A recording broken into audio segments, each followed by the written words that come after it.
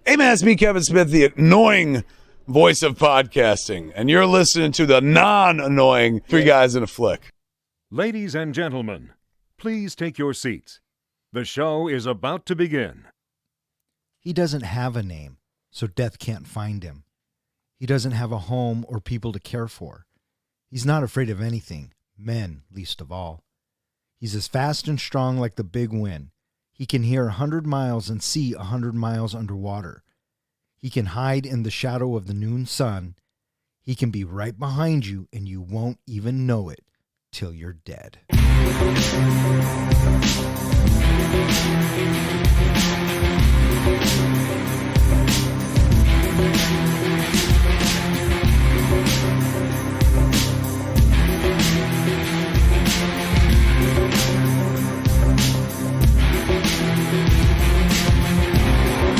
Welcome back. You are listening to Three Guys in a Flick. This is where we review the good, the bad, and the absurd. Tonight's episode, Waterworld. Beware spoilers. Coming to you from somewhere in the middle of the fucking ocean, my name is Don, and to my right we have our comic book guy, John. How the hell did we get here? I don't know. Last I checked, we were in the middle of the fucking desert. You're no longer in charge of travel plans there, bud. And to my left, we have the Professor, Ken. I'm feeling irpy. Wait a minute. I feel like we've done that before. Moral of the story is we can't take this guy on a boat. Tonight, we are talking about Waterworld. Waterworld comes to us from one of our fans and, coincidentally, my cousin Beaver, who was recently in a car accident but is mending just fine. So I thought, you know what? We're going to pull out his request, which is Waterworld, so he can listen to us, heal, and have a great day. So this one's for you, bud. Released on July 28th, 1995, Waterworld was directed by Kevin Reynolds, written by Peter Rader and David Towie, and it stars Kevin Costner, Dennis Hopper, Janine Triplehorn, Tina Margarino, Michael Jeter, and a bunch of other actors. How'd this movie do, Don? This movie goes down in history as one of the most expensive movies ever made at the time, cost $175 million, and worldwide it brought in $264 million, with only $88 million of that from the United States. Notoriously reviewed as one of the biggest flops in history. Even though it did ultimately gross enough money to make a profit. I think the profit ended up, after years and years and years, I think it wound up making like $8 million. It was the VHS, I think, and DVD sales that recouped all that money. Yeah. You made mention that at the time, this was the most expensive movie to be made. What beat it? 2 years later, James Cameron took a little trip down to the Titanic. Exactly. This movie, for me, I'm going to say is kind of like a guilty pleasure. There is so much wrong with this movie that at some point I just had to stop and go, all right, it's a popcorn movie. Let's just have some fun. This comes right after Wyatt Earp, which didn't do all that well. The Bodyguard, JFK, Robin Hood, Dances with Wolves. This is Costner in his prime. You know, Costner was a heavy hitter in Hollywood in 95. That's for fucking sure. And I have to say, I'm a fan of Costner's. Always have been, always will be. I think I'm one of the few people that actually really enjoyed that 3-hour-long epic Wyatt Earp. Well, also, I mean, let's just address the elephant in the room. What is another one of your favorite movies out there? Jaws. Well, besides that, happens to be Waterworld in the Desert. Jurassic Park. I believe it would be Mad Max. Well, more specifically, sir. Beyond Thunderdome. More specifically, sir, it would be the Road Warrior. And really, Waterworld is Road Warrior, almost as you've put it, I think, at one point, shot for shot in the water. Beat for beat. But yes, it is definitely the Road Warrior on water. And in fact, that's how it was pitched. You know, the writer actually said that the Road Warrior was a massive inspiration for this movie. Yeah, it's glaring you in the face. Do you know what movie he went on to write after this that also was inspired by Mad Max and Waterworld? I know he had just done The Fugitive. But after that, no, I don't know. What was it? Riddick. Oh, yes. Yeah, he did do the Riddick series. And if you think about it, you take kind of how Mariner was in this movie and maybe, Mad Max. You can kind of see a lot of those elements in the character of Riddick with Vin Diesel. Do you have a favorite Kevin Costner movie? Professor, I knew you had that in the barrel. And, God, there's so many that come to mind. Bull Durham has to be up there. Absolutely. I know that the fan favorite is Field of Dreams, but I don't consider that. It's probably in my top 5, maybe. But to answer your question, Professor, I think right off the cuff, I think I have to say it's Bull Durham. I think that's mine off the cuff too. A close second is Open Range. Oh, with Robert Duvall? Mm-hmm. Oh, great flick. And that was kind of his comeback, right? And then he turns around and he's Superman's dad in The Man of Steel. Fucking awesome. He does this movie called Draft Day, which I absolutely fucking loved. And if you like football, you should watch it. It's a great flick. And then, Hidden Figures. He was great in Hidden Figures. He was great in that. Right. And now he's doing the Yellowstone thing. So again, I'm a big fan of Costner. But number 1, Professor, Bull Durham for me. Me too. What about you, John? Do you have a favorite Kevin Costner, or do you like Kevin Costner at all? Does it have to be a Kevin Costner-led vehicle? I'm just asking, let's start with, do you like Kevin Costner? He's okay. I'm not a huge Kevin Costner fan. Obviously, people go to Dances with Wolves a lot. I thought, that was a good movie.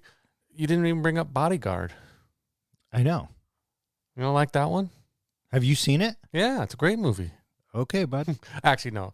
Field of Dreams would be my pick if I was going to pick a Kevin Costner. That movie where they play throw. Yeah.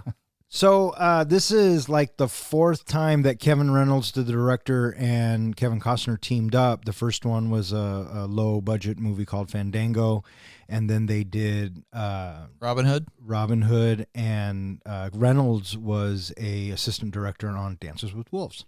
So that's how, but their relationship was strained. And it all came down to creative differences. And so because of this troubled production, Kevin Reynolds left this movie before it was over, like he did with Robin Hood too. So, John, I think you said it earlier when describing Kevin Costner. What did Reynolds say?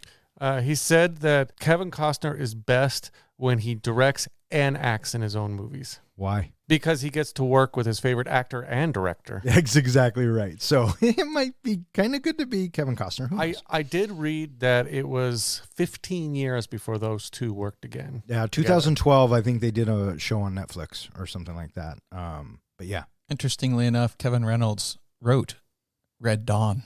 Yeah, I remember that. What do you think of the pacing of this film? Oh, do we want to jump into that right now? This movie was probably 20 minutes too long outside of the 45 minutes that was cut. Originally, Kevin Reynolds wanted it to be a 3-hour film. And because Wyatt Earp had done so poorly, the executives and Costner were like, no, we can't do another epic like that. Did you hear there was a fan-released version? They put together clips. I guess they got together all the deleted clips, put it all together to create the Ulysses cut. And I guess it did so well. It was so popular. The distributor actually approved it and as well put it onto, I guess, some copies of the Blu-rays. It came out in 2019 on the Blu-ray 4-disc edition. Mm-hmm. Yeah, I guess I would be kind of interested to see it. However, it's going to explain things that I already had assumptions about that I didn't need told to me in order for the story to progress. For me, from start to finish, Waterworld makes sense. Well, I watched some of the deleted scenes as well as some of, how the story would have gone. And I know that the opening would have been different. There would have been much more explanation. Actually very similar because we just watched we just watched Road Warrior again recently. It's very similar to the opening of Road Warrior with more explanation of how we got to this point of the flooded earth and why people don't remember dry land, why they think it's always been flooded. It talks more about the religion that these people follow. The story goes on and has more of a mystery behind the tattoo and more buildup for the tattoo. And in the end, it has I think, personally, a better explanation of why Kevin Costner's character does not want to stay on dry land, why he ends up leaving, besides just the fact of he doesn't feel comfortable. Yeah, none of that moves the story along, and that's ultimately probably why it was cut. What do we need to know? We need to know that the world is flooded, and we are now post-apocalyptic Mad Max on water. So I'd like to talk a little bit about James Newton Howard. He is responsible for the musical score for Waterworld, and I really appreciated his music that he gave us in several instances throughout the movie. I think that he does a really nice job of giving us sort of that rustic, frontier, primitive music, and I was really impressed by his different moods that he gave us throughout the movie. Turns out this guy, he's been a composer. He's done over 175 different pieces, and he's known around Hollywood as a guy that can just crank out in an emergency at the last second a musical score for you.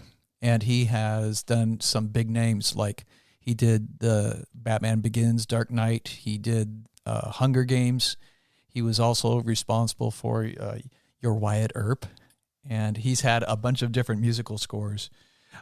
He did the He did the score for the Willow TV series.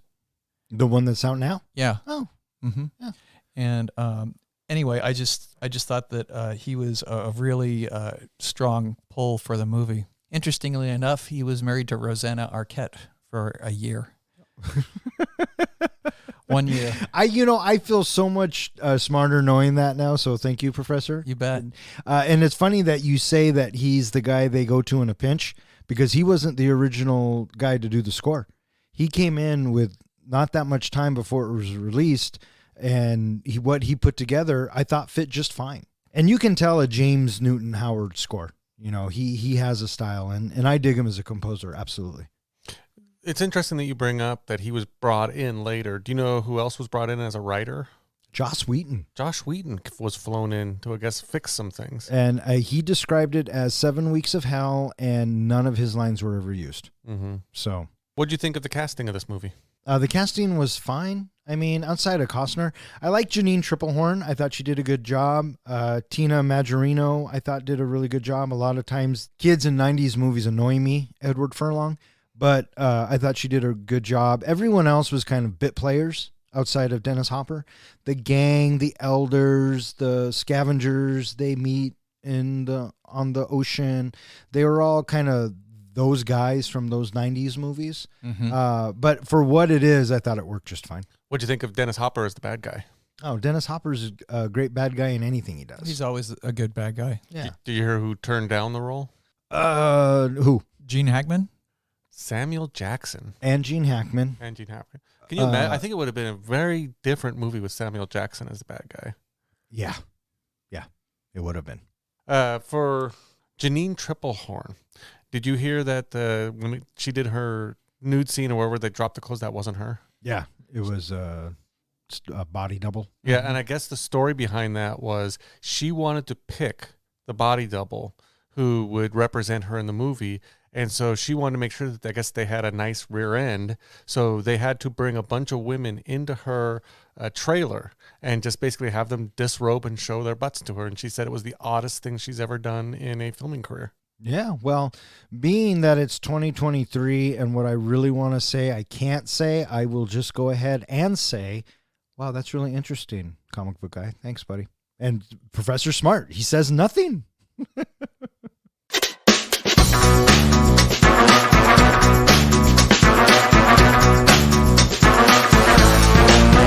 So, for this week's trivia questions, Waterworld related, let's see which one of you knows the movie better. All right, fire away there, tough guy. Okay. First question.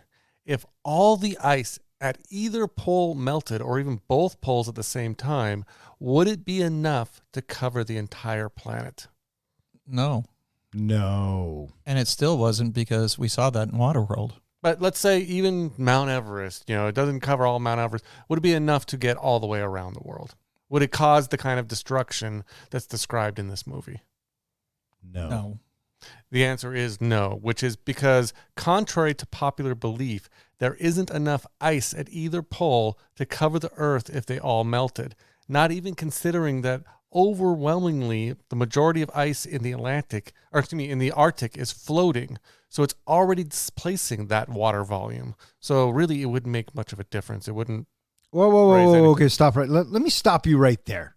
Are you trying to tell me that this movie isn't accurate? Scientifically accurate? No, it is not scientifically accurate. Now, if you go to the extended versions or the comic book versions, they reveal that it's more moon related, and that's what caused all of the flooding, and it's because of the tides and everything that came up. So that's how they explain away this scientific, fallacy. Well, whatever. They can try and retcon whatever they want. It's still fucking bullshit. Okay, here's the next question for you. Question 2. What are the 2 plants that Mariner takes with him? Takes with him, or one of them he has in the beginning of the movie, one he gets later on in the movie. Well, it's a lime tree, and then the other is a tomato plant. He is correct. Was it a lime or a lemon? I think it's a lime because they're green when he's eating them. Okay. Yeah. So you're just going to agree with him. Because it's fucking right. Do you want me to try and say, okay, ask me again? I should give you guys buzzers, and whoever gets it first gets the point. So point to Professor. Who is Helen named after? And this one's a tough one because it's in the extended cut. No, she's named after, is it the Odyssey? No. Yeah, Helen of Troy. Helen of Troy. That is correct, and you got it first. I'll give it to you, Don. When Mariner takes Helen on the deep dive, what city do they visit? Good old Denver, Colorado. That is correct. In one scene, Enola draws some animals. What animals does she draw?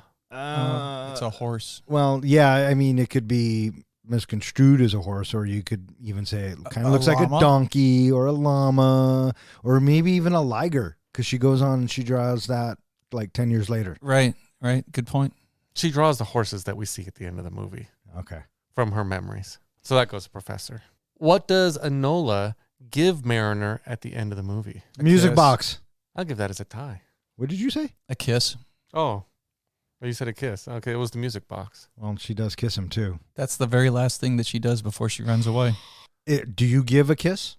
I'm promoting the professor's answer. I think that's great. Mainly because it's a big fuck you to your trivia. Well, for that, the professor gets the win this week. So it's all tied up. I think you got it last week. Professor got it this week. All right. I fucking love it. And you know what the winner gets, Professor? A big old fucking high five. I was hoping for a kiss. Oh, okay. That could be arranged too. It could be given. You're yes, absolutely. Consensually, by the way. Okay. In the year 2500, as a result of the sea levels rising over 24,900 feet, every continent on Earth is now underwater. The remains of human civilization live on rugged, floating communities known as atolls, having long forgotten about living on land. It is believed that the mythological dry land exists somewhere in the endless ocean. The mariner, a lone drifter, arrives at an atoll on his trimaran to trade dirt, a rare commodity, for other supplies. When the atoll's residents see the mariner is a mutant with gills and webbed feet, they decide to recycle him by drowning him in a pit of organic sludge. So this movie opens with the Universal logo. We get an animatic of Earth spinning, and all of the dry land just sinks or gets covered, I guess, if you will. And, for the longest time, I could have swore that it was James Earl Jones that opened this movie with the narration, but it wasn't. And I'm watching it last night going, who the fuck is this guy? He's some voiceover movie guy. I know. And he's giving us the lowdown of what's going on. It opens up like that one movie that I saw that one time. Road Warrior? Yeah. And then we get to meet Kevin pissing into a cup and drinking his own urine, recycling it, drinking it. What did you guys think of this opening of us getting to know the mariner? I would have liked an extended version, another 5 minutes of explanation of what happened to the planet. Why? No, you're right. It wasn't needed. Right. All you need to know is that the world is now underwater. That's all you need to know. I did think it was interesting kind of giving us this opening of, he's jumping in the water, going for a deep dive, and in the meantime, someone's stealing his limes, and we get that whole interaction of introduction quickly to the smokers, as well as what the Mariner's boat can do. Oh, the trimaran. Let's talk about this for a second. When I saw this for the first time, and I am not ashamed to admit that I saw this in the theater, I fucking love that boat. Super interesting, and it was put together very, very cleverly. Yeah, and it's functional. The one thing you can say about Waterworld, if anything, is this is probably the last movie of its kind. Big budget, big effects-driven film that's all practical, right? Very little use of CG in this movie. And unfortunately, when you see the CG, you can tell it's CG, right? Yeah. But as far as the stunts and the practical sets, and I mean, all of that shit's built. Hollywood does not make movies like this anymore. Did you hear the story behind the boat, behind the trimaran? Which story is that? The one that I was thinking of was that Kevin Costner wanted, a little bit of method acting, wanted to look at home on this boat. So I think for 7 weeks while they were filming in Hawaii, before they even started filming, he took that out every day and spent all of his time on the boat to get that home feeling like he lived in it. Yeah, they had a racing boat maker make 2 of those boats, and one for the long shots and then one for the up close shots, kind of like what they did with the Orca. But each boat was like $1 million. Mm-hmm. So super interesting to watch the intricacies and the inner workings of the boat. Really, really effective use of the camera work there, having us being all over the boat to watch those different mechanisms actually functioning. Yeah, and thank you for bringing up camera shots, because that leads us to the director of photography. Do you know who the director of photography of this film was? I don't remember who the cinematographer was. I read his name, and I did not look into him. The director of photography, Dean Sumler, was the same director of photography that Kevin Costner used for Dances with Wolves. Oh, I think I knew that. And if you wondered why it had so much of a Road Warrior feel, not only was it based on the Road Warrior, but it was shot by the same guy too. So same cinematographer as the Road Warrior and Waterworld. So after the Mariner's fruit gets stolen...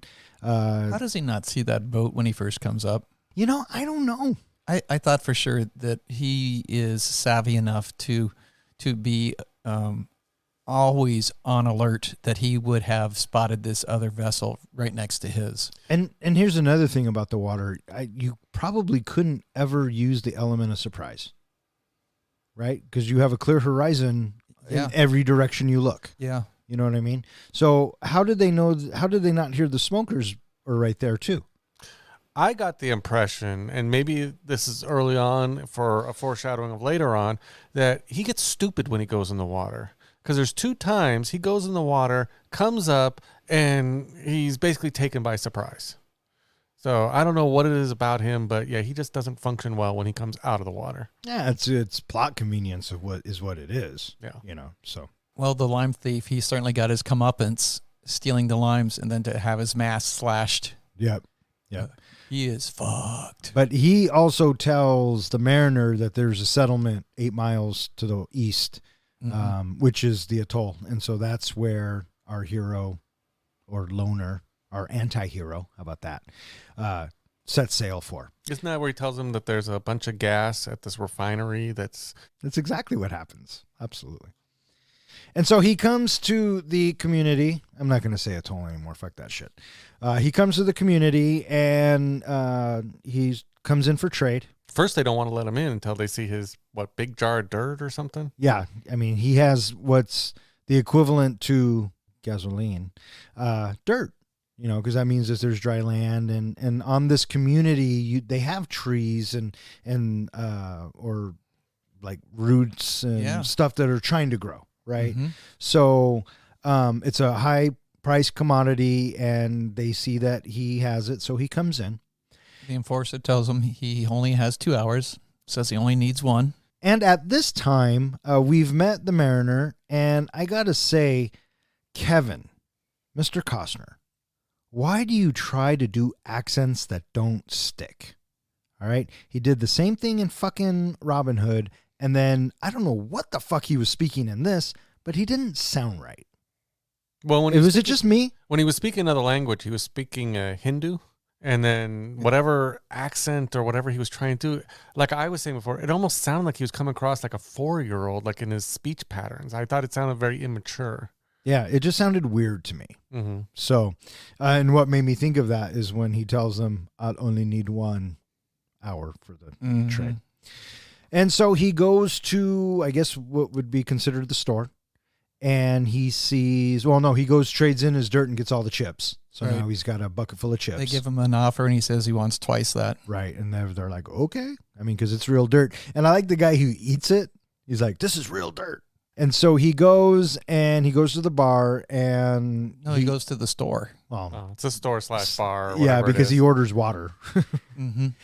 So he goes in and he gets his tomato plant. And we meet Helen. And then also briefly, we meet Enola. And then we also get introduced to one of the smokers. Nord. What's his name? Well, he's a spy at this point. Right. Nord. Still makes him a smoker. Mm-hmm. And, he tries to make friends with the mariner. Well, before that, he's talking to some guy about Enola's tattoo. Right. So we're setting up the audience that this kid is special for whatever reason. Well, this is how either Deacon sent him in as a spy, or he found out the information and took it back to the deacon. Right, because there had been rumblings that there's a child with a tattoo that leads to dry land. And so the mariner gets all of his shit. Well, he pretty much buys out the store. Right. Shelves included. Yep, because, he's got to get all that shit. And he goes back to his boat, and the elders... They bring a girl, and they want this girl to go with him. Right. Well, I didn't know did they want him to go with him, or did they bring up the fact of there's already been too much inbreeding going on in that area, and they wanted his seed in the daughter to avoid some inbreeding issues. And they didn't want the girl to go with him. No, they just wanted him to go with the girl. Right, because I think they even say you can stay as long as you want or until the deed is done. You know what I mean? And he was like, no, I'm good. Thanks. And then they're all suspicious. Who would turn down a young girl? And so he gets arrested. And they spot his gills. And this is kind of where it went south for me. I didn't like the gill bit. I didn't like that they made him a fucking mutant or a fish. It totally takes away from the Mad Max vibe. And so, it drops a little bit. It comes to be very convenient later on, but I don't know. I just wasn't a huge fan of the gills. Did you guys like the gills? It worked for me. Yeah. For me, it made the whole idea of land a lot more unnecessary because he could just live in the water. Why does he even have to come to the surface? Right. And so they, being human beings, I guess, they fear what they don't know and they lock him up. What'd you think of their sludge? I was confused by it. Me too. I mean, why did they have that? Yeah. You have fire. I was guessing that that's how they grow their trees and everything else is nutrient rich sludge. And so they let our bodies decompose in that sludge to give nutrients. Maybe. Well, they did refer to it as recycling. That's what they're going to do. They were going to recycle him. Yeah. Mm-hmm. Suddenly, the atoll is attacked by the smokers, a gang of pirates seeking a girl named Enola. According to their leader, the deacon, she has a map to dry land tattooed on her back. Enola's guardian, Helen, attempts to escape with her on a gas balloon dirigible created by inventor Gregor, but the balloon is released early. Helen quickly frees the mariner, insisting he takes both of them with him. The three escape to the open sea aboard the trimaran, pursued by the smokers. Helen's escape results in damage to the mariner's boat, and he angrily refuses to take her to dry land, but then cuts her hair and Enola's as punishment, but decides to take them anyway. During their quest to find dry land, many other events happen to them, such as a drifter approaching them and being killed by the mariner after a trade, coming across a trap set by the smokers, finding a large mutated shark, and discovering Enola's drawings of various dryland objects that the mariner recognizes from a National Geographic magazine. So, naturally, they're getting ready to recycle the mariner, and at the same time, all the smokers come up. And again, I don't know how you get surprised because You can see them coming. Yeah, it's a flat horizon. There's not much you can do. But anyway, like that one movie we were talking about, you have the bad guys coming up to the gates, and Dennis Hopper says something like, what does he say? Bring me the door, or something like, go get him, you know, and then all hell breaks loose. What do you guys think of this whole bit with the attack on the atoll? Have you been to Universal Studios? Yes. And have you seen the Waterworld attraction? Yes. I think that pretty much this whole scene is what they redo at the Waterworld attraction. Yeah. Oh, felt like I'd seen it many times. I really enjoyed it. I thought it was fun watching the jet skis do their jumps over the top. I dug the airplane assault as well, and it was amusing listening to Deacon as he does his little small talking about, you know, how things are going. Yeah, I agree. I think that they found some really clever ways to invade. I like how the jet skis dip and go under it and then come up top. You know, the water skiers being brought in. And then at the same time, Gregor, we're told, can read the map or is friends with Helen and Enola and is on their side, whatnot. And he accidentally trips the hot air balloon, if you will. Activates it. Yeah. And so he gets the gyrocopter into the air. I'm sorry. I mean, he gets the hot air balloon in the air, but he's got to leave. And Helen and Enola, they're stuck and they couldn't get up to him. Right. And so Helen sees the Mariner, and the Mariner's cage gets dumped into the sludge, and we're running out of time. And she knows, or she at least has a feeling that if anyone can get them out, it's him. Right. And so she goes down there and she makes a deal with him. If I release you, you're taking us with you. And he's just like, sure. I did appreciate that, you know, a lot of these movies, our hero is so overpowered that he would have gotten himself, like he would have been already out of the cage, or he would have died without her help. Oh, yeah. Yeah. So I do appreciate that they gave him that vulnerability. Yeah. He didn't have super strength along with everything else. Yeah. And we're coming up momentarily to one of the biggest problems I have. But she lets him out, and her and Enola have to go get the door. You know what I mean? And so the Mariner has to go get his boat, but it's on the other side of the lagoon or whatever, and he jumps in. And I swear I thought I was watching a dolphin. And then when he swims up and he jumps out of the water, I literally said to the screen, what the fuck was that? But it was cool.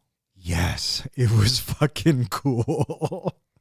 I got to say that half of the previews that you think of in remembering this movie happened during this sequence. Oh, yeah.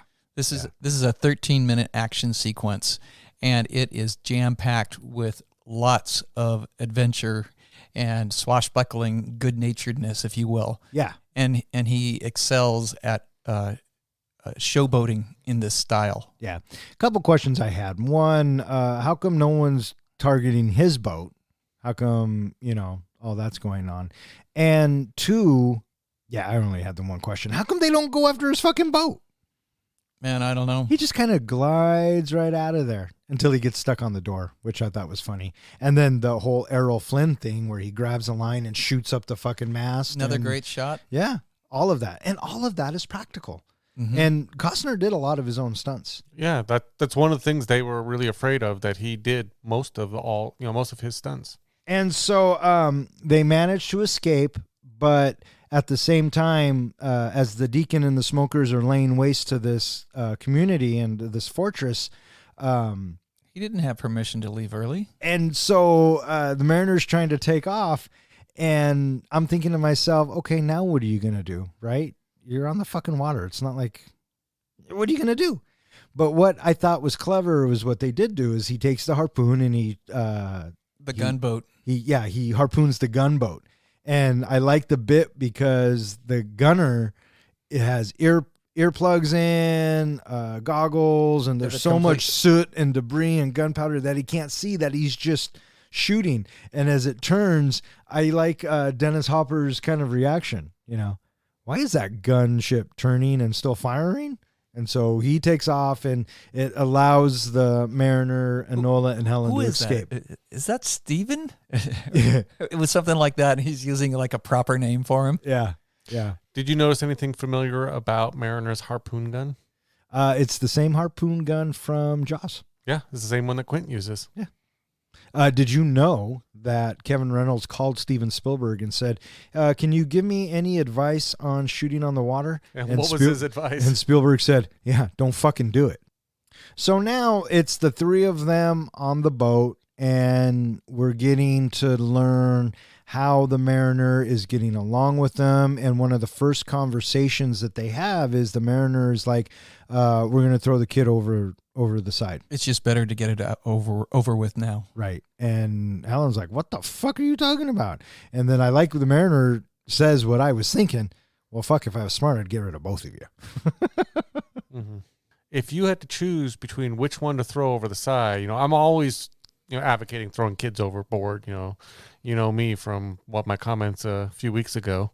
But if you had to choose between the child and the adult, which one should go overboard? And I originally thought it should be the adult because she would eat more, she would drink more, and a child's easier to deal with. But you, Don, I think brought up a good point of adults more practical and adults more useful. Well, if it were me, I would have thrown them both over.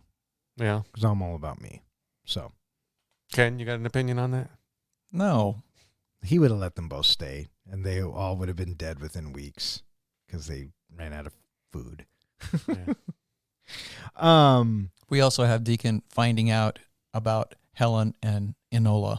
And so now we have Deacon laser focused on where's the girl. We also learned that he lost his eye, and was that from the gunner shooting? Did he shoot out his eye? Yeah, yeah, because he has both eyes. Yeah, Was it explosion? Okay. yeah. He has both eyes before that happens. Correct. And then so time progresses. The Mariner allows them to stay, and Enola finds some crayons, and he starts marking up the Mariner's boat. And I got to say, Kevin Costner is really good at playing a dick, because the Mariner, for the first half of this movie, is kind of a fucking dick. Well, this is where I kind of, it adds on to my impression of he's very immature. He's an immature character, probably because he's had no schooling. He's also been on the water so long. He doesn't interact with people very much. Because the comment he makes to Enola is, "Don't touch my stuff." Yeah, well, The very juvenile kind of comment. I suppose. Although you probably say that to your kid. All the fucking time. Don't touch my shit. Well, if you're used to being completely alone and not having to share any of your stuff with anybody, and then the moment somebody comes on board, they start going through your stuff, I can understand how you might be a little upset about that. Yeah, and realistically speaking, if we're sitting in a post-apocalyptic world, I'm pretty sure all manners are fucking thrown out the window. You know what I mean? Mm-hmm. Because he's rough. He's rough with all of them. He pushes Helen down numerous times, and he pushes the kid down a lot. I would like to bring up during this time that we have Deacon's world shown to us, and we get to see who Deacon is with all of his people and how he goes to his office, if you will, in the company car, and you got the Peter Gunn theme playing. That was hilarious, watching him go through the crowds, and they had that the cattle pusher, what they call it? The cow catcher. Yes, on the front. Yep. Dun dun dun dun dun dun dun dun. Yeah, totally. Who takes a fuck? I mean, it makes sense because those tankers are pretty big, right? So why would you want to walk everywhere? But no, they have a car inside the tanker. We also have, during this time, we show that time is passing on board the Mariner's boat, and eventually he gets so frustrated with Enola asking all of his little questions, and he just flings her overboard. And he does it so effortlessly. It's so funny. Like he didn't even think about it. He just tosses her. Right. But it turns out she can't swim. And then I'm thinking to myself, who in Waterworld doesn't know how to swim? Well, my thought is, she says she can't swim. I don't think he cared to the point, because didn't he throw her overboard to kill her anyway? Like, he wasn't planning on going back and getting her. Well, he might have. I think he was just throwing her over so she'd stop talking because they just have a conversation before he does it. Why do you talk so much? Mm-hmm. You know what I mean? So Helen dives in after her, and then I like his reaction afterwards because you're right. He's kind of debating, do I Yeah, go you get can her or see do he's I thinking not go about get it, her? yeah. So he kicks the gear or whatever, and he swings the boat around and picks him up. After they get out of the water, a plane flies overhead and finds them. And so now they are found by the smokers. Right. It was a smoker plane. Did you see who was flying that plane? That was Jack Black. Yeah, well, I guess one of his earliest roles. Yeah. I didn't recognize him at first until I read about it later and then saw him in a later scene. And so as the plane closes in, they got a machine gun on board and they start firing away on their boat. And this makes for one crazy moment that maybe they're going to get out of this okay when that harpoon is fired into the plane, but all too quickly it turns into a shit show. And so the plane keeps going. I kept thinking of Empire Strikes Back, Totally. when they looped the walker. And, Helen's heart was in the right place, I guess, but Mariner had it covered. He was downstairs getting his gear. He was getting ready to go, and she got a little anxious. She thought he was running away. Mm-hmm. She She called him a coward, didn't she? she called him a Where coward. the fuck is he going to go? I don't know. But, Run away. but for a moment, it looked like it was going to work out.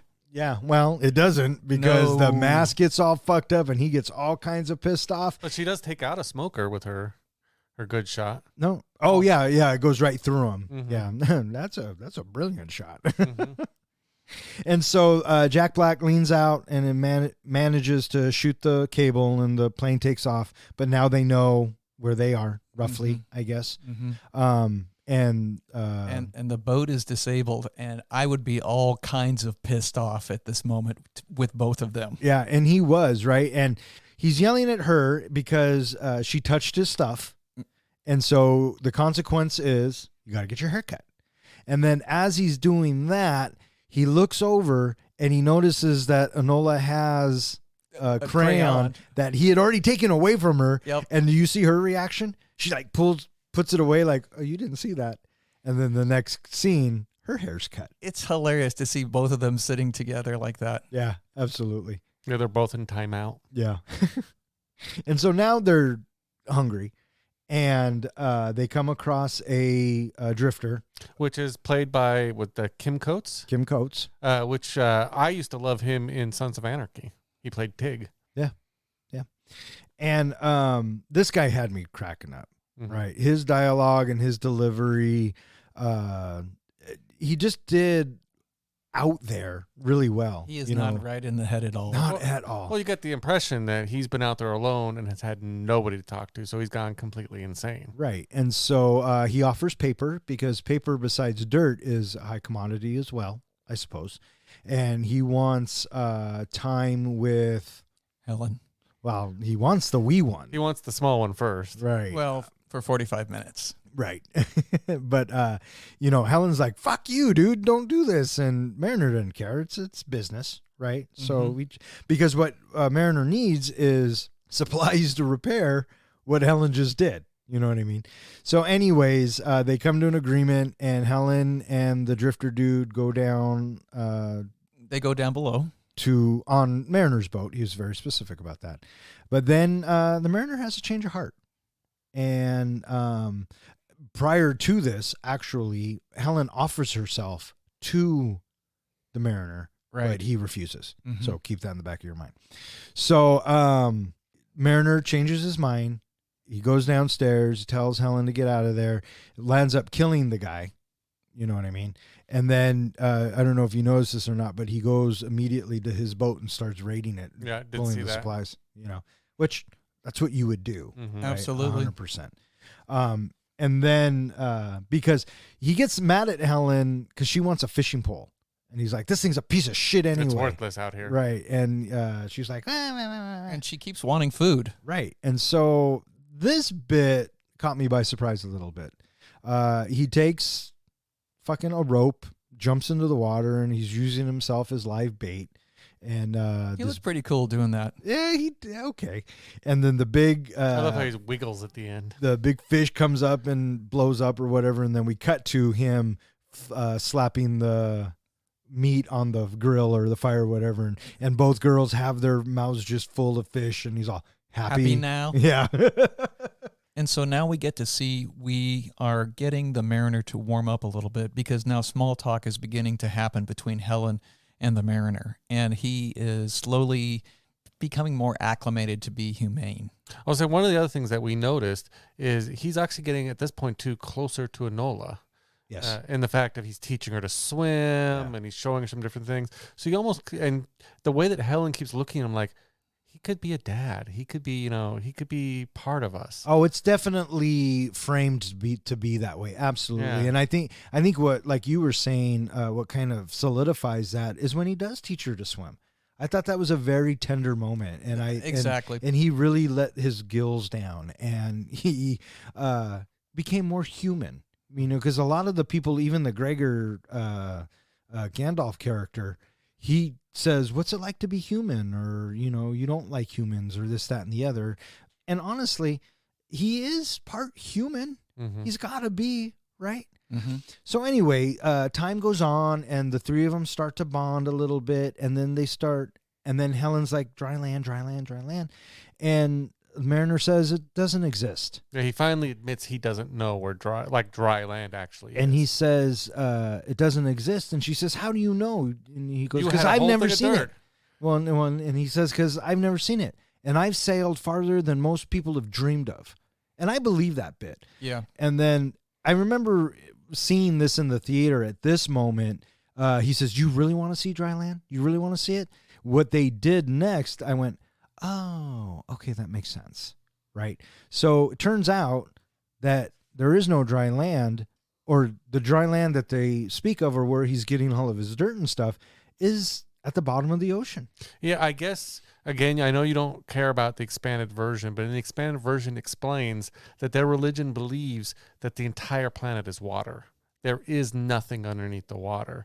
So when he takes her down and shows her that there's land under the water, that is what shatters her whole vision of her religion to her. Yeah, it doesn't move the story forward. Yeah.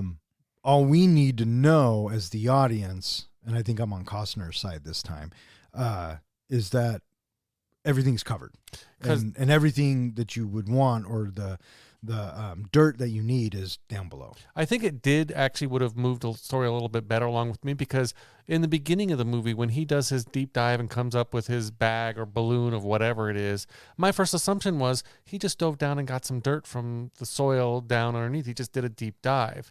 Well, she wouldn't know he could do that. She assumed he got the dirt from dry land, and that's Right. the only place he could have gotten and he it. lets them believe that. Yeah, and so the fact of, I had already figured, there has to be something underneath there. There has to be, that's where it would have moved it along a little bit better if we had known that they didn't believe in that. Well, then you wouldn't have the twist. Yeah. I was thinking that he would have let her feel a little bit of the dirt, like he would have put his hand up inside her bubble. So, whoa. Where the fuck did that go? Yeah, I maybe, I don't know. Have either of you scuba dived? No. No. That whole bubble thing of her going down like that, it wouldn't work like that. I was the pressure and the nitrous oxide, all of that, in her blood system and everything, it just wouldn't have worked. She would have popped the vein. She would have died. Yeah, well, I mean, the pressure alone would have crushed her. Besides the fact that if you took a basketball at the surface and you took it down to wherever they went down to, the size of the basketball would go down to probably about the size of a baseball. Maybe even less than that, but just as everything, contracts as you're going down. So that bubble that she was in would have contracted to the point of she would not have had any oxygen or even any space to breathe in that. So that was another thing that kind of bothered me when I saw that scene. Okay, so that bothers you, but you're okay with gills.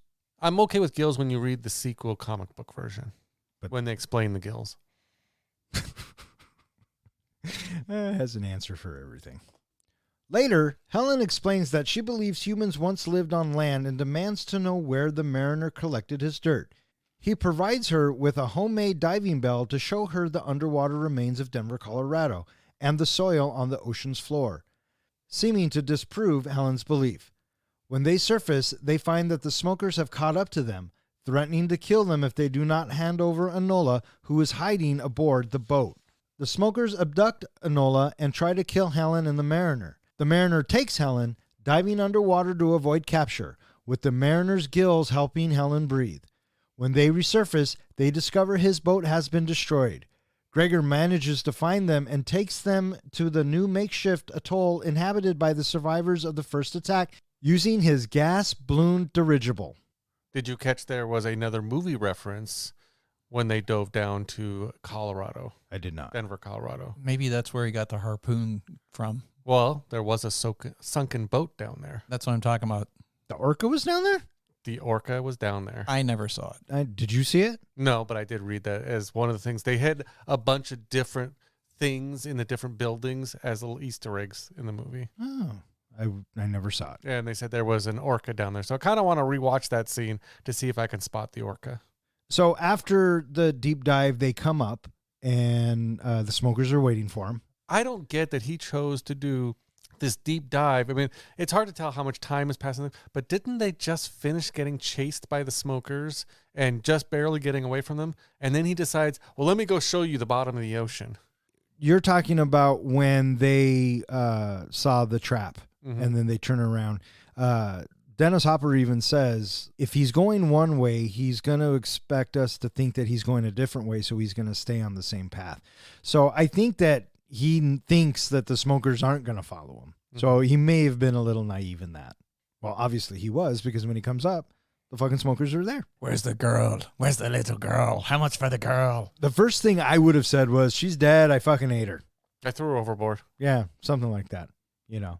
But Dennis Hopper, he, gets all pissed off and shoots the gun in the air, and the little girl gives her location away. Didn't he say something like, that's too easy? Yeah, something like that. So they're going to kill the Mariner and Helen, so they dive into the water, and he breathes for her. And just like that other movie we were watching, the wonderful fucking vehicle gets destroyed. My thought at this point, when Nord was talking to the Mariner in the beginning of the movie and Nord ends up leaving, they hadn't revealed yet that Mariner had gills, did they? I don't think they had. So the Deacon probably didn't know he had gills. And when he jumped in the water, I assumed that he just assumed they drowned. Oh, yeah. Yeah, they assumed they got him. I thought that Nord might have known that he had gills because he was there when he was trying to leave, right, with all of his stuff. Maybe he was he in the cage at the time watching Nord leave? No, that's after that was the enforcer. Okay, but he was there at. I'm sure that would have gone around like wildfire on the atoll. Oh, I'm sure. Right, this guy comes in, buys out the store. He has fresh dirt. He's got gills, and then he's locked up in the cage. Mm-hmm. Yeah, who knows? Who knows? It was so disappointing to watch his boat get trashed. I know you love that boat, right? And he's so heartbroken when he comes up. Mm-hmm. Which broke your heart more, the boat or the Interceptor? Stop it right there. Will you quit with these questions? I just figured that was going to bring a tear to your eye just thinking about it. Cut to Deacon is trying to have a friendly little conversation with Enola. And what does he say? She says, it does lead, or something about the tattoo, and she says, but I don't know how to read it. And the Deacon's response is, setback, as he's lighting a cigarette. Can we talk about all the smoking in this fucking movie, first of all? Ugh, to be alive in that time. I know. I think it was Julie was watching with me at this point. She kept asking, where are they getting all of these cigarettes? Tell her to read the fucking comic, because it'll tell her. Well, it's actually the extended version explains it. Yeah. They get it from all of the... Apparently, there are still boxes floating out in the ocean full of different things, and they find the boxes and get the smokes. Do we need to say that Helen and the Mariner finally hit it? No. Well, because that's what happens next. What happens next is Helen says, we're going to die, aren't we? And she also asks him, why didn't you take me when I offered myself? And this shows another human side to the Mariner, because he says, because you didn't want me. You know what I mean?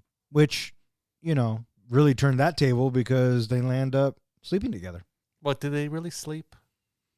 It's just the term, dude. I didn't make it up. It's from Maxim magazine. Okay. At this moment, we have the mariner see a little doodle on the side of his boat where it's a palm tree, and that triggers a memory that he has in one of his National Geographic magazines, and he finds the magazine, and there is palm trees on this picture, and there is a palm tree drawn by Enola. How in the world could she know that? Right. And so he starts to believe that Enola has seen dry land or is from dry land, one of the two, right? And so just as we think our heroes are going to die, the gyro captain shows up and saves them. Oh, wait, no, that's the wrong fucking movie. Gregor in the hot air balloon shows up and saves the mariner and Helen. I'd like to think that this old guy actually waited and watched them kind of have the little action on the boat and then showed up. Did you just say I like to think? Yeah. He did. I thought the same thing. He could have had a show and then yeah, show sure, up absolutely. the final yeah. moment. One thing that we didn't mention earlier, and I thought this was kind of an interesting storyline for the whole, the deacon's motives, is that they're running out of oil. And the deacon sees that as, I'm running out of time, that, my power. He's got his religion, never is following him. And so he's got to find dry land, or at least show that he knows where dry land is, to get his people to still believe in him. Exactly. The mariner takes a captured smoker's jet ski to chase down the deacon aboard the remains of the Exxon Valdez. The deacon sends the crew to start rowing the D's after bluffingly announcing that he has decoded the map on Enola's back.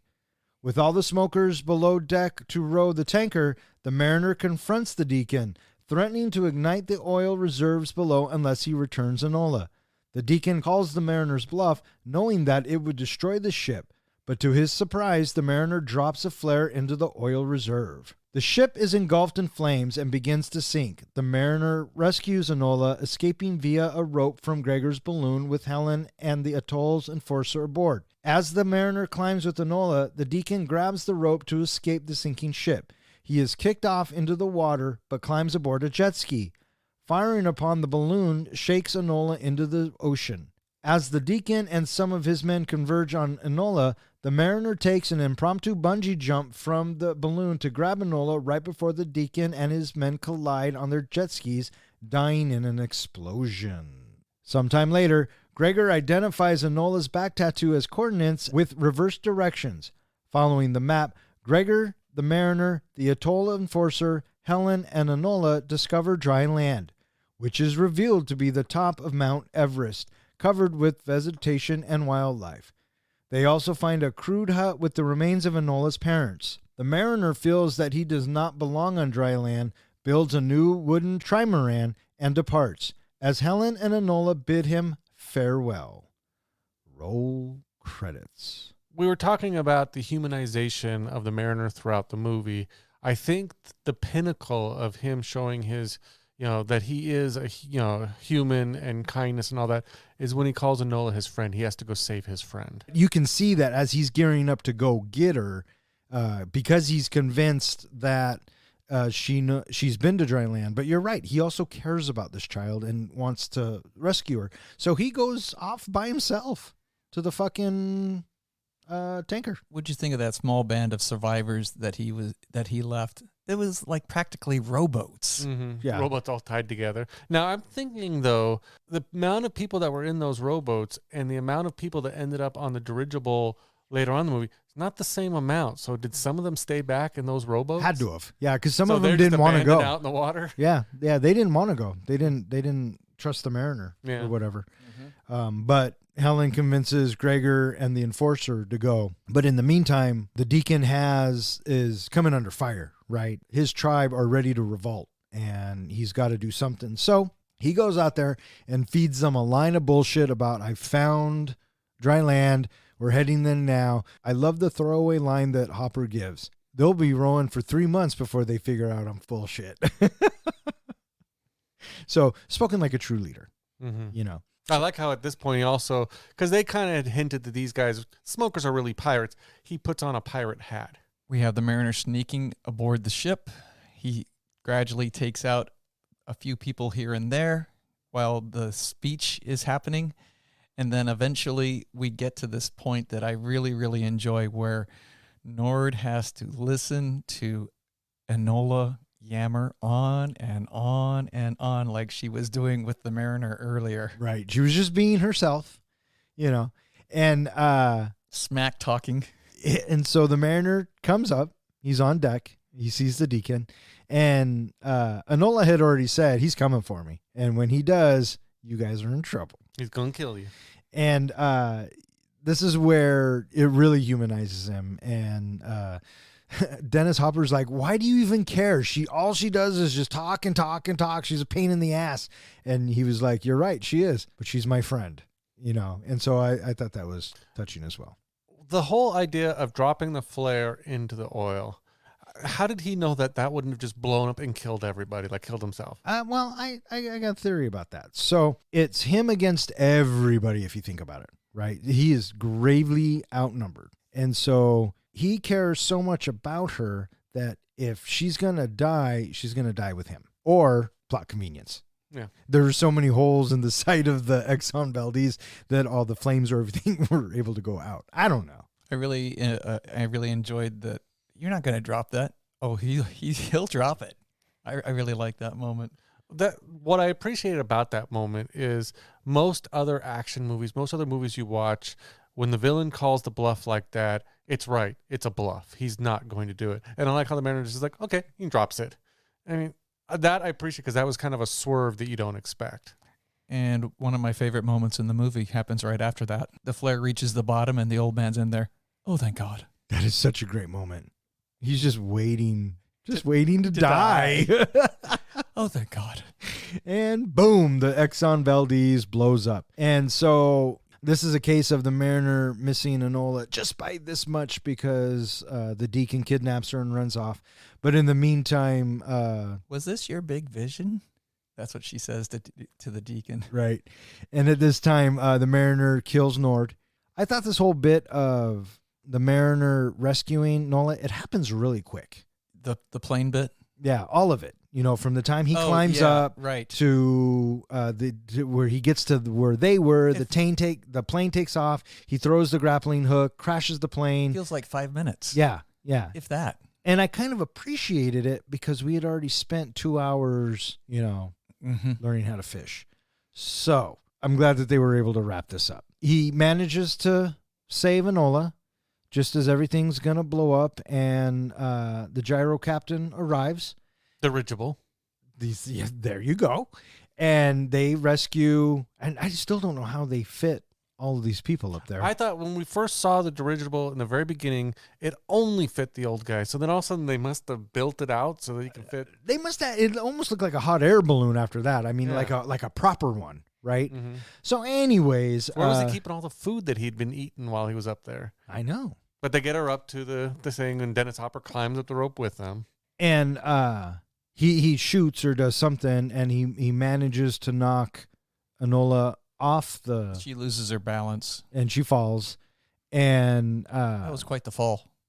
How does she survive it? I don't know. She would have been knocked out at that point. At the very least, she would have been knocked out and had maybe a couple of broken bones. Yeah, and it's because of that the realism completely has gone out the door for me at this point. Well, there's two things in this scene, this whole situation, that really bother me. One is the bungee jump. It looked like solid rope to me. It did not look like a bungee type rope. And if he had jumped off with that tied to his leg or whatever, it would have ripped his leg off.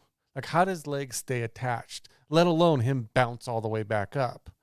The second thing is you have Deacon and the two other jet skiers all approaching Enola all at the same time.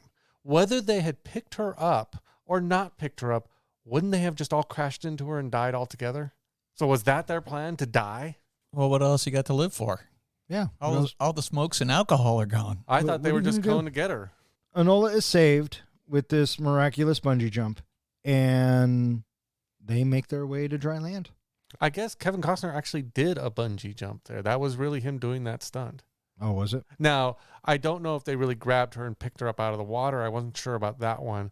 But yeah, he really did jump off of something with bungee cord attached. Oh. I did notice that when he picks her up and they fly up, they purposely have to show him looking at the camera. And I immediately thought of Die Hard 2 when John McClane gets ejected from the plane. It did feel like that. Yeah. So that special effect was kind of shoddy.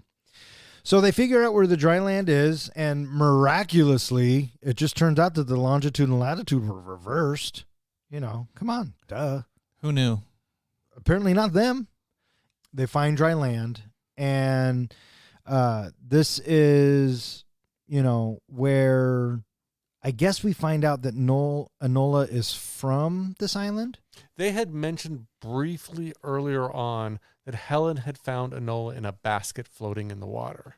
And apparently, when Enola's parents died, they'd put her in the basket and sent her out into the water. Like Moses. Yeah, I like that. So anyway, she returns home. But in the meantime, the mariner is having land sickness. He doesn't like the way the forest moves. He doesn't like the fact that he's out of the water. So he has to leave. And I buy that. I thought that was a great... I do too. I thought that was a great reason for him to leave. That he didn't feel like he belonged there. And if you've ever felt like you didn't belong somewhere, the first thing you want to do is get out of there. And so he knew that Enola would be upset with him, but he had to do what was best for him. And so he took off. Here's what I'm thinking. Just because he leaves doesn't mean he can't come back once in a while. Exactly. Right. That's what I was thinking too. He even says if he finds anybody else out there that's like them, he will send them towards Yeah. the dry land. Yeah. It says here that it's revealed that they're on the top of Mount Everest. No, it's not revealed to us. Not in this version. It is revealed in the extended version. Right. But that's not the version we watched. Correct. It's also not revealed that it's the year 2500 in the original version. Right. Correct. So I have to cut that and this. No. Awesome. I like I said, we have said both that we're interested in the extended version. I guess in the extended version, when they're walking around or Helen is talking to Mariner at some point, in the background is a plaque that reveals that it's Mount Everest. Plus, not when they're talking. Enola and Helen go to the top of the mountain, and Enola and Helen find the plaque. but it actually, even without the extended version, it is revealed that it is Everest. The way it is revealed is if you decipher the tattoo, which I think was either in Hindu or Chinese, it really is the longitude, latitude of Mount Everest. Well, the whole idea was to be Mount Everest. Yeah. From the very beginning. So even if you don't see the extended version, if you can figure that much out, it really was the longitude, latitude. So in other words, it's never told to us. No. Don't you need like oxygen tanks and stuff to breathe at the top of Everest? I'm guessing because the water had raised so high that their bodies had adjusted that they were already at that altitude. Sea level. Yeah, that's where sea level is now. Okay. Oh, so they get that scientifically accurate, but not the fucking melting of the polar caps? Inconsistent filmmaking, guys. Inconsistent filmmaking. So are you guys interested at all in knowing what's next for Waterworld? No. Well, I'm going to tell you anyway. Apparently in 2021, it was all signed and noted and doctored that there is going to be a live action version of Waterworld coming out. A TV series, probably like the Willow series that recently came out. Isn't that awesome? Super. Duper. I wonder if it's going to follow the comic book sequel, which I guess explains that Mariner is not a mutant, that he was scientifically engineered with gene splicing. And I guess as the story goes, that shark, that mutated shark that we saw in the ocean that he fished and killed and ate, he shared a genetic marker with it that he was spliced with, and that's one of the reasons why he's kind of angry all the time. They explain that, and because of that, that is now Mariner's mission, is he's trying to go out and find other people who have been part of this scientific experiment, just like he was. Super. So somebody put equipment together. Oh, maybe it was like the same people that concocted the machine that turns your urine into drinkable water. I got the feeling that it was the Mariner that made that device. I'm just thinking that kind of technology was used, to make the Mariner be the Mariner. I guess the original version of that machine, at least how the writers had planned it, was going to be human organs that they were going to send the water through, like a kidneys and other stuff that would purify the water. But then I guess, I don't know if it's the producers or the director thought it was just too disgusting of an idea. So what is a better storyline? A journey across the ocean or a journey to a special mountain? Oh, fuck. And now it's time for John's precious moment. So this is the point of our podcast where I take any movie we're currently reviewing, in this case Waterworld, and compare it to the greatest movie series ever made, Lord of the Rings. Let's start with Frodo. Frodo is the one on a journey assigned as the ring bearer. Enola is the one who's forced to carry that tattoo, which leads to the ultimate prize. Therefore, she's my pick for Frodo. Sam would be Helen. She's the one who protects Enola and keeps her safe all along the journey. Aragorn is Frodo's protector and future king. I choose Mariner as Aragorn because he reluctantly takes on the task of protecting Helen and Enola as he helps them on their journey. Don, you mentioned earlier, old Gregor? Yeah, he's got some Gandalf qualities. He's the one who deciphered the tattoo, built the balloon, and generally is the smartest one afloat. That makes the Fellowship Enola, Helen, Mariner, old Gregor, and all the other folks who join at the end. The first atoll that Mariner arrives at reminds me of the village of Bree, where Frodo, Sam, Merry, and Pippin were supposed to go and meet Gandalf at the Prancing Pony. Helpful at first, but you can't trust any of the locals. Any one of them will stab you in the back to better their own circumstances. Saruman the White, the one who serves Sauron, well, he's Nord. In the beginning, he pretends to be on the side of right as he gathers information, only to prove later he was a spy for Sauron, or technically the Deacon. And again, so that makes Deacon Sauron.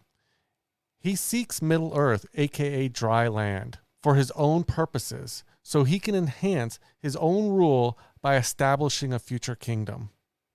And that makes all of his smokers the Orc army.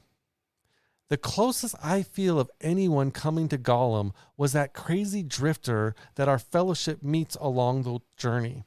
He's batshit crazy, the items that he has to trade are precious to him, and he seems to have some serious mood swings going on. So what is the precious? What is the one ring? In Waterworld, it's the one thing everyone is trying to obtain that will lead them to the ultimate prize. As previously mentioned, Enola is the ring bearer, so that makes the tattoo on her back the ring. It's the one thing everybody wants. The Deacon wants to use it to keep control over his followers. Helen wants it because she wants it to lead to their salvation. Once the tattoo is deciphered, it's symbolic of the ring being cast out into Mount Doom. Enola is no longer needed as the map, and she can just become a little girl going home. There you have it. It's my comparison between Waterworld and Lord of the Rings. Bring on the grades. I have to say that the first three, pretty spot on. I totally agree with Enola being the Frodo character, and I almost thought that maybe the Mariner was kind of Sam too, but no, you're right. He's definitely the Aragorn. The one I did enjoy is our paper guy being the Gollum. That was good. Overall, the parallels match up. I would have thought that you had a pretty easy time this week making this one because, it's kind of a no-brainer. Fuck. No, I'm just kidding. Good job. Overall, I'm going to give you a solid C+. Oh, yeah? Yeah. Well, I thought that the Sam and the Frodo and the Aragorn were spot on, and I really dug the Gollum angle as well, and I thought it was good to call out that the smokers were the Orc armies as well. Gandalf, he was the one that ultimately figured out the ring and having the tattoo be the ring. So, yeah, I think that that's a really, really solid comparison. I'm going to give you an A. Oh, well, thank you for that. What the fuck just happened? I thought I might get some bonus points for it's the first time I've mentioned the City of Bree and the Prancing Pony. I keep trying to tell you this, bud. If you have to ask for the bonus points, you're not ever going to get them. I will tell you, you said it was kind of easy this week. I did struggle with thinking that maybe just Enola was the ring because she was the one that everybody seeked out. So I was originally going to make either Mariner or Helen be Frodo, since really Helen was the ring bearer if she was bearing Enola the whole way. But you explained it correctly. But yeah, I ended up changing it just the other day. And now, because you've taken too long, I lower it to a C-. Okay. And that was John's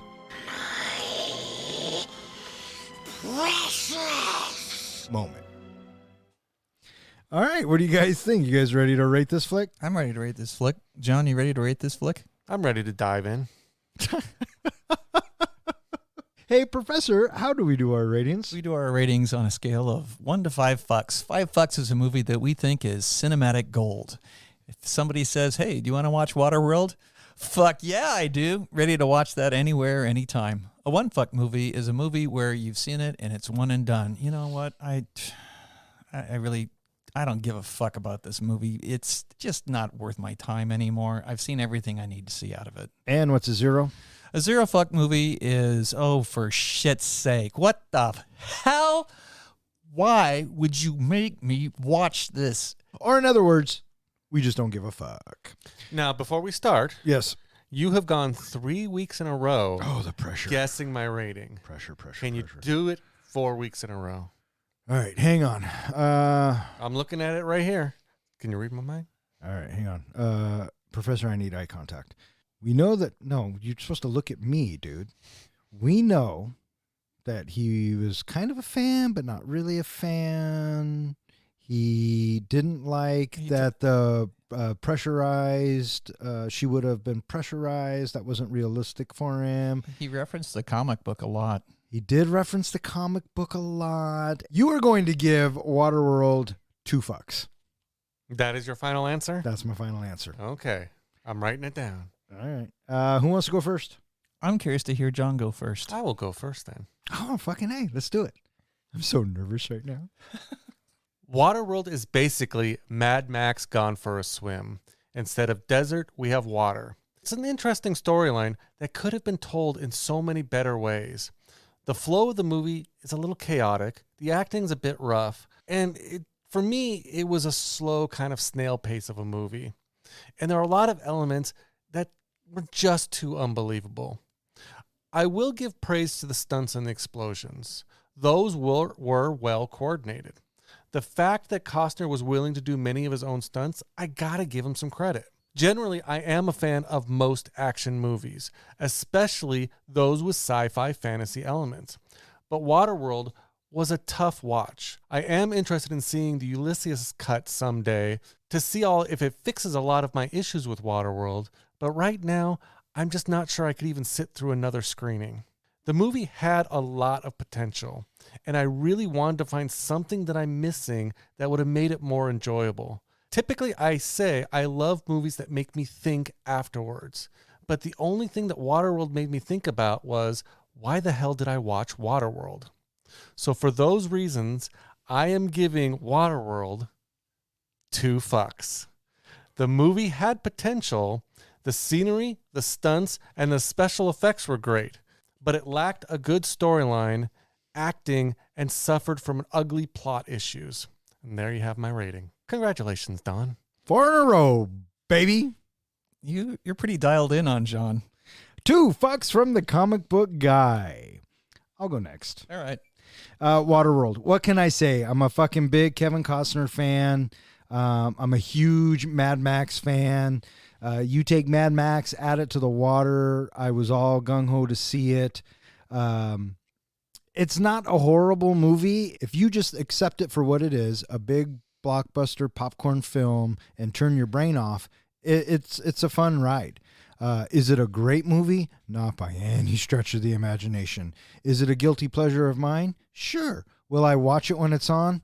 It really depends on my mood. There are better Kevin Costner movies out there. There are better post-apocalyptic movies out there. For me, Waterworld kind of falls right in the middle of the best and the worst.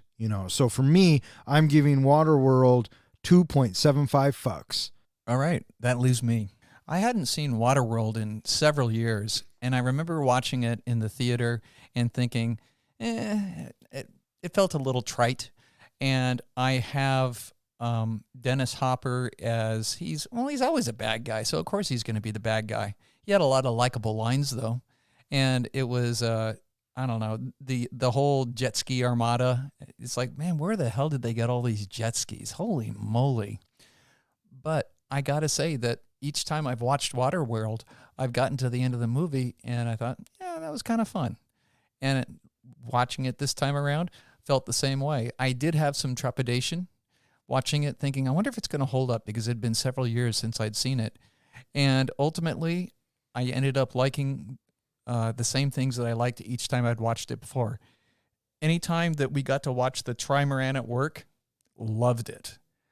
I totally dug Kevin Costner in this movie. His character as the mariner, it was fun watching him operate the boat. He was so effortless as he would do miscellaneous things with his hands and feet, and the way he'd scurry up and down and around and swing all over the place.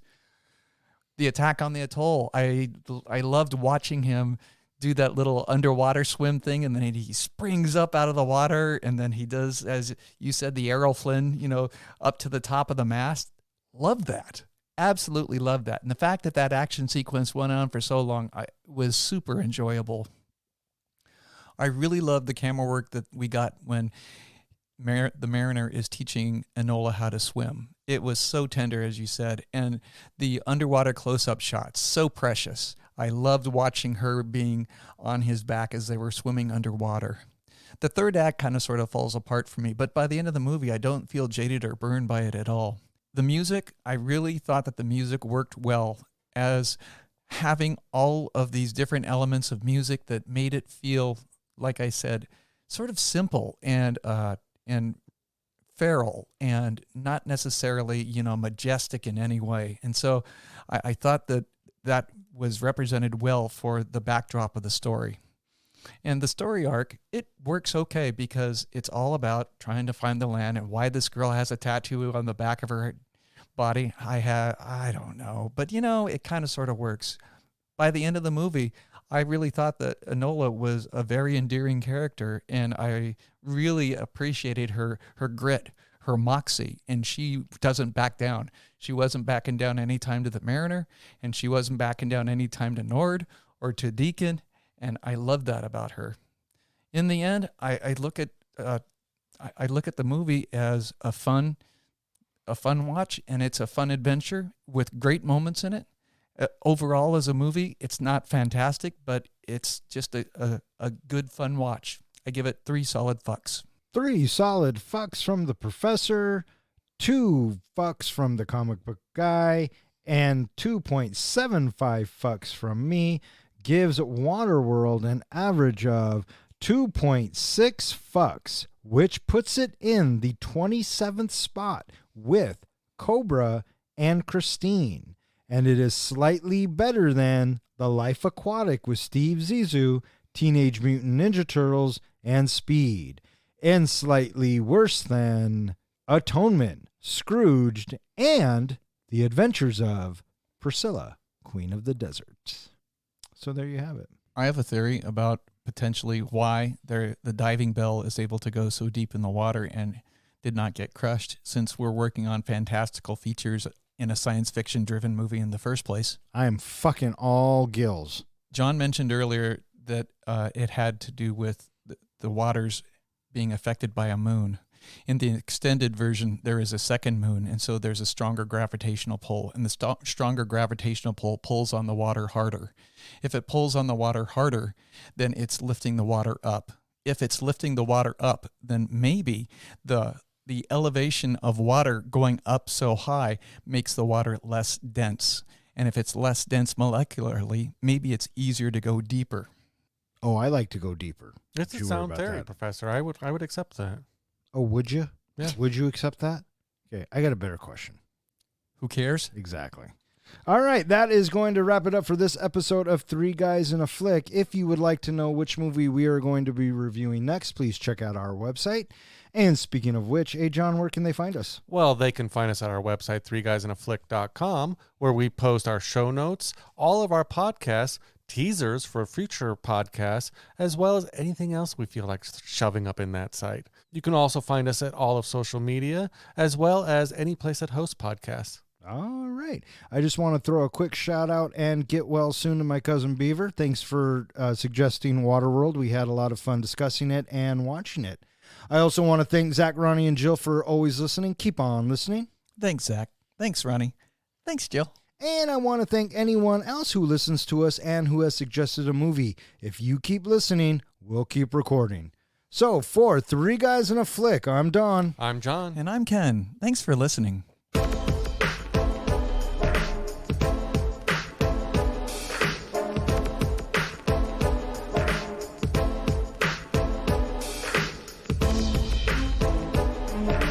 We got to stay away from the chicken tender vendor. The hot dog was okay, but it still sat in my stomach. Well, it's a fucking hot dog, dude. That's what it does. Yeah. That's part of the magic of a hot dog. It reminds you hours later, oh, yeah, I had a hot dog today. Especially when you're burping, right? And you're walking through fucking Comic-Con. That's the magic of the hot dog. It literally is identical. It's so funny. Well, it's not identical, I but it's looked at a fucking close. picture. It's really close. That's not identical. That's really close. It's really close. That's what we've been saying. It's really close. Oh, wait, where are we? Or I was going to say, dude, we're in the water. I remember, but I don't know if that's how it went, because now that I'm hearing it out loud, it doesn't sound as funny as I thought it was when we were coming home. Most things in your head don't. So John and I have been having this conversation on who is the bigger dick. And I keep saying that you're just as big of a dick as I am. You're just more subtle about it. Right? So every once in a while, I like to pop out and do something nice for someone other than myself. Well, I think the truth of it is that you're a big dick to everybody, and I'm just a big dick to you. Yeah, well, back in 95, very rarely did you see anybody drink their own urine. So, Is it necessary for me to drink my own urine? No, but I do it because I like the taste. It's sterile. I totally missed it. Water gurgle. I was thinking either Waterworld or just Waterworld and base it off of squirting. I knew that's exactly where John was going to go. I knew that's exactly where he was going to go. It was going to be like Waterworks or something like that. Waterworks, that's the answer. And the professor comes through. All right, fuck off. Good night.